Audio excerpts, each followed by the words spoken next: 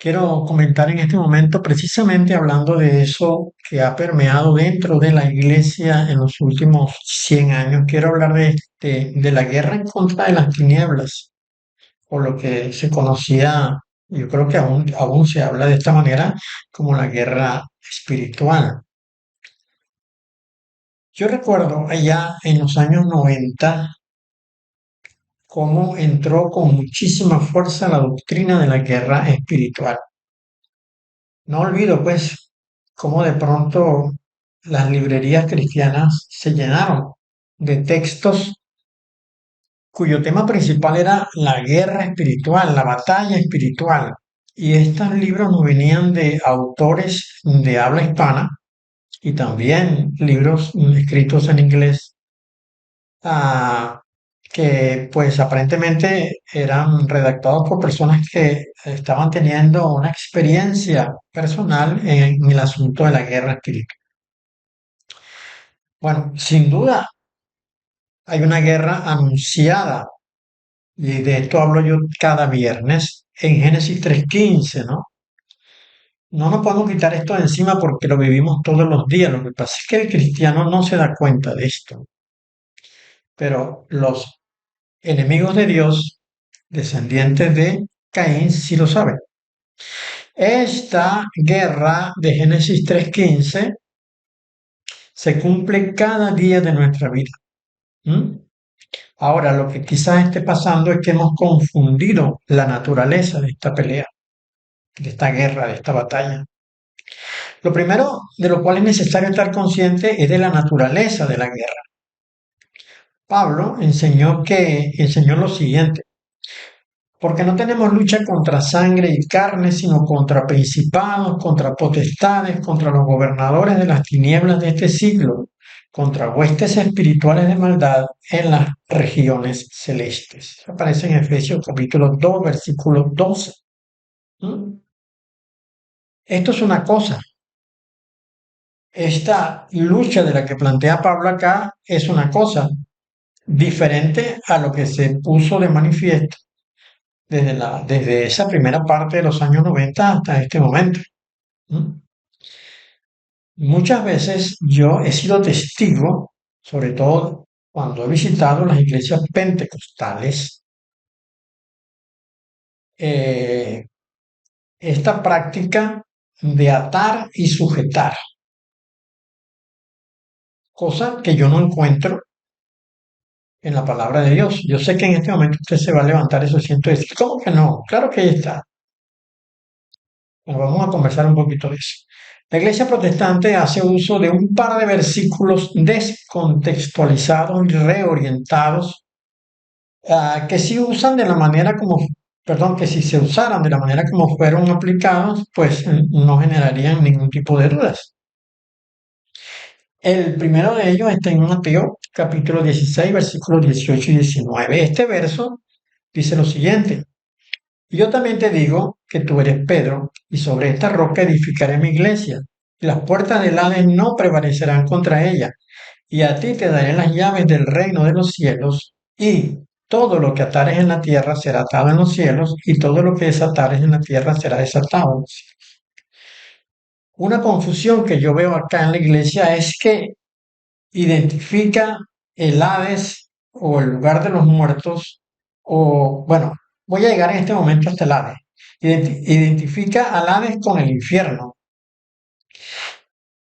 y le asigna al diablo toda la autoridad en el infierno. Esas son cosas equivocadas.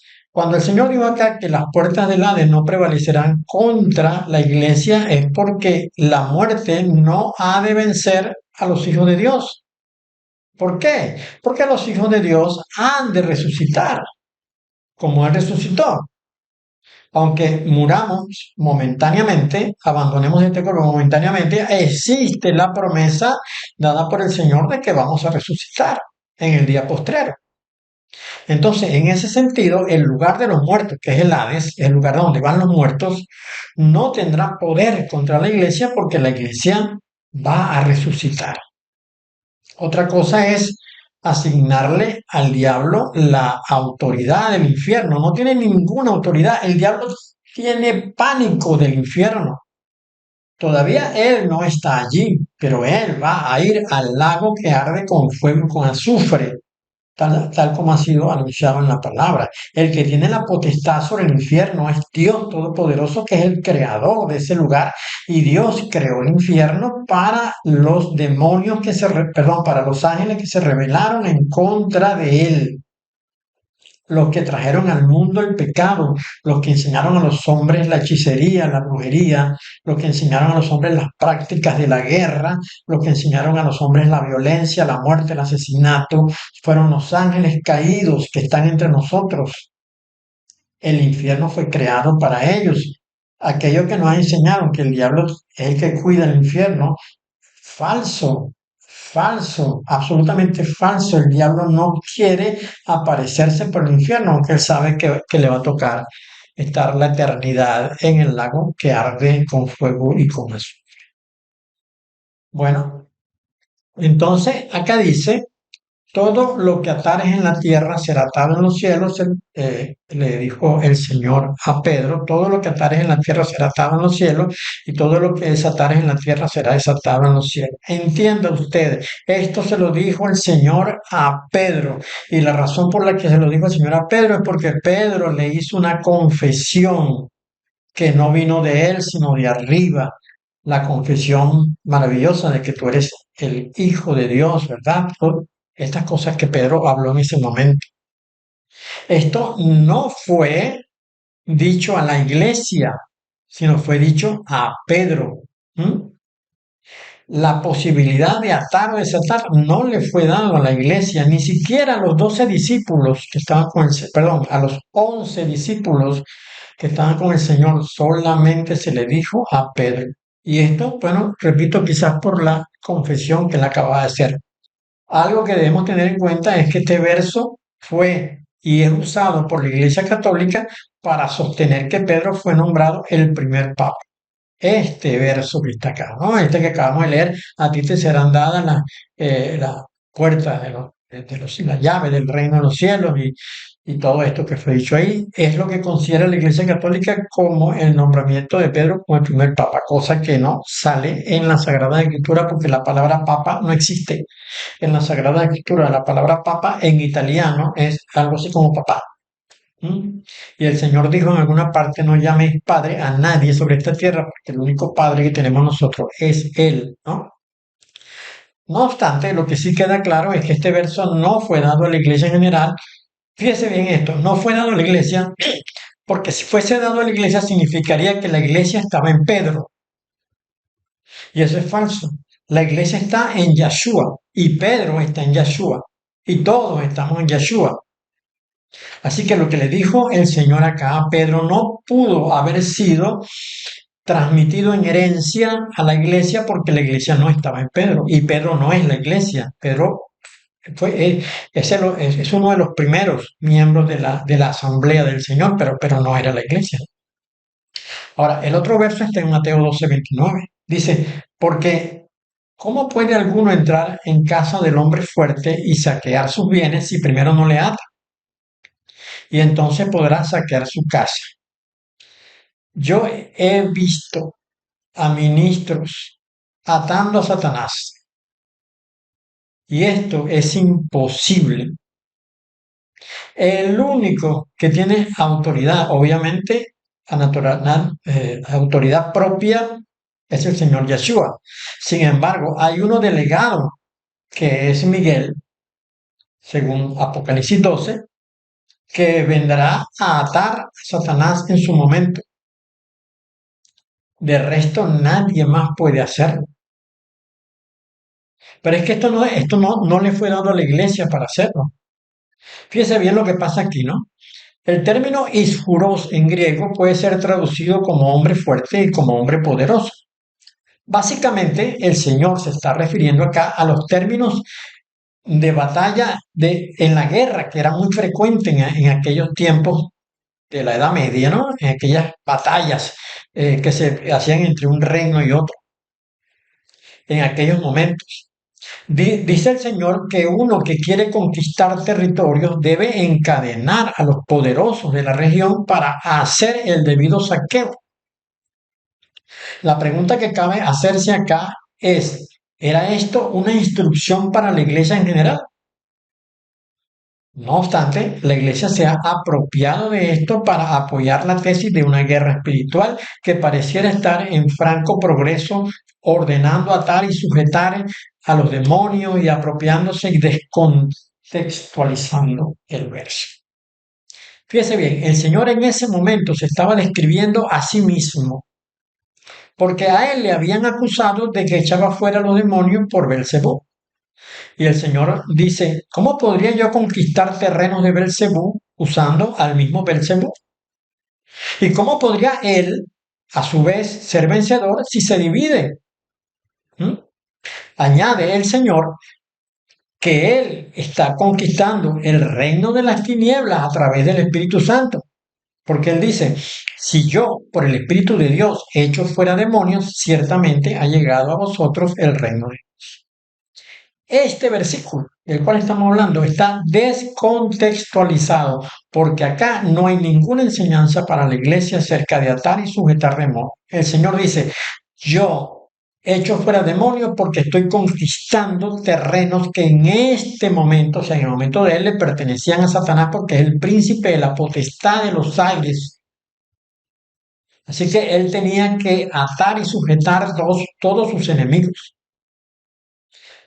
Parece más bien que el Señor está explicando que él no podía conquistar los territorios de los satanes, ¿ah? Cuyo ámbito está en los aires y en la tierra, si no ataba y sujetaba a los fuertes que controlan los dominios. Porque él, el Señor, sí tiene autoridad para atar y sujetar a Satanás.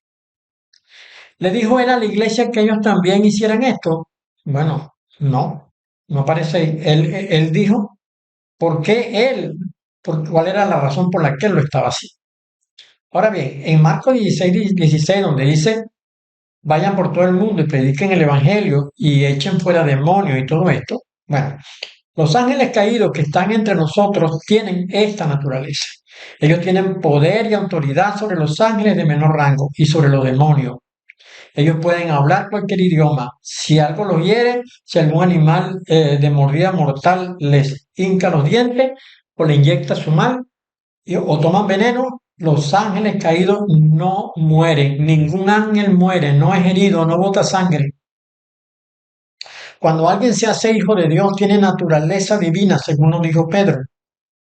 El ordenar que una autoridad de rango menor abandone un lugar es propio de la naturaleza de quien ha nacido de nuevo. Usted tiene, en teoría, si usted es obediente a Dios y tiene una vida santa, tiene autoridad para decirle a un demonio que se vaya. Pero esto no significa que haya una guerra espiritual. Mire, al menos no en este sentido. La guerra espiritual verdadera es esta, mire. Pablo dijo que no tenemos lucha contra sangre y carne, sino contra principados, contra potestades, contra los gobernadores de las tinieblas de este siglo, contra huestes espirituales de maldad. Y él dijo que para poder hacer frente al día malo, había que ponerse la armadura de Dios. Y esa armadura de Dios no es otra cosa sino, pues, practicar la justicia, vivir en la verdad, estar firmes en la seguridad de la salvación, tener la disposición para predicar la palabra, leer la palabra y conocerla muy bien,